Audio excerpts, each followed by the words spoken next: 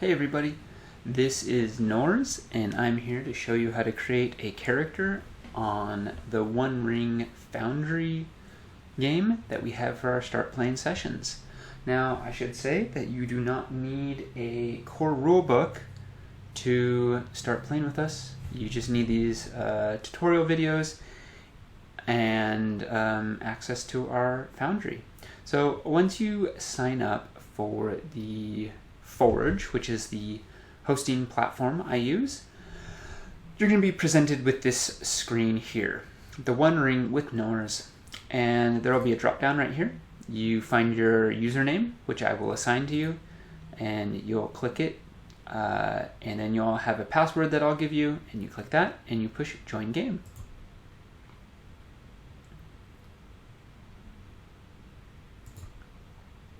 Now, once you're in the game, this is the screen you'll be presented with. You'll have the user configuration. I have my test profile up, so that's why it says test here. It should say your username instead. You can choose your color for pings, so if you're trying to show something on a map. And then it'll say fellowship, which is a generic token that I use to show you where you are in the larger world map. And it shows up here because it gives you vision. And then there should be something that says your character or your username and generic character sheet. This is Nors's generic character sheet because I'm Nors. So you're going to click on that. And you're going to save configuration. Now that my character sheet is claimed, where is it? That's a good question. We're going to go up here to Actors Directory. You're going to click on it. Player Heroes, Start Playing Tokens. Click that. But Nors' generic character sheet, that's mine. You'll have yours there. And here it is. Now this is a lot of stuff to go through, I know. I'm going to walk you through every step. It's not as hard as it appears at first. So I need instructions of how to make my sheet. So I'm going to go to Journal Entries. I'm going to go to Character Creation. I'm going to scroll down to Character Creation Overview and pop this open. So I have these two windows open like that. This is a little description of what your character is going to be about, and here are all the different cultures. In a lot of ways, cultures and classes. If you're familiar with D&D, your culture is sort of like your class. I will be an elf of a high elf of Rivendell, just because they seem cool. I'm going to click this, and here are the instructions of how to make a high elf of Rivendell. I'm going to need this and this, so I'm going to keep them both open as we go along. Now you are absolutely free to read all these, but it is not essential. So I have my elf, and I need to start with the first thing. The first thing, it says, record your cultural blessing.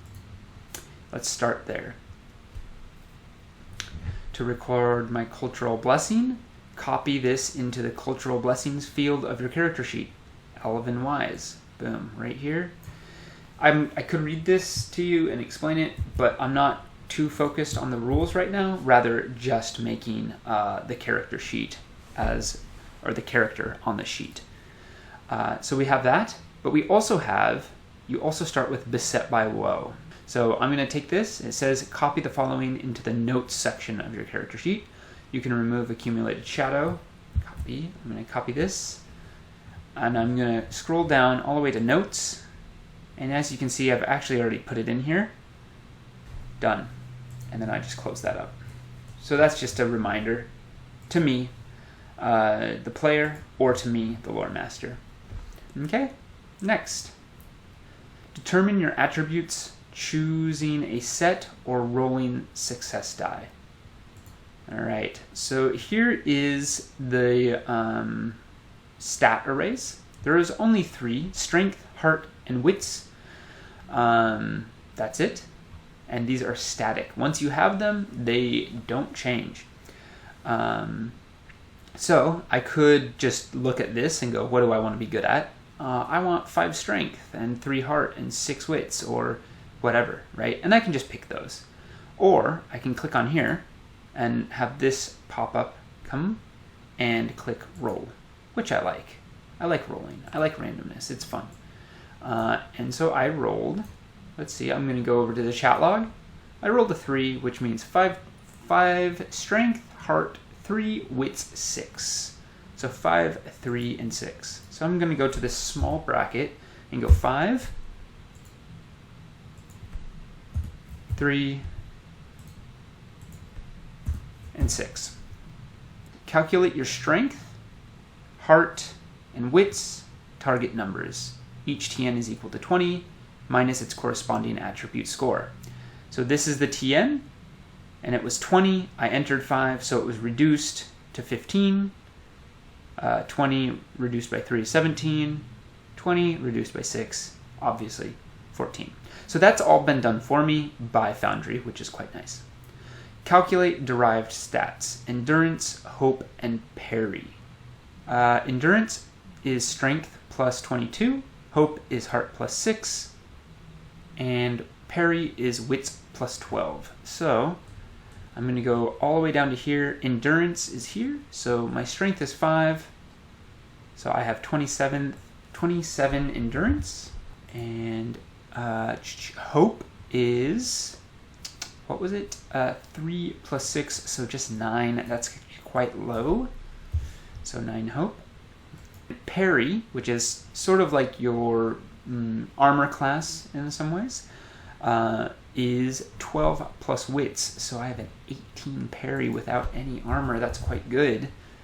Record your skill and combat proficiency ratings. Okay. So we'll go to here. Copy the listed common skill ranks.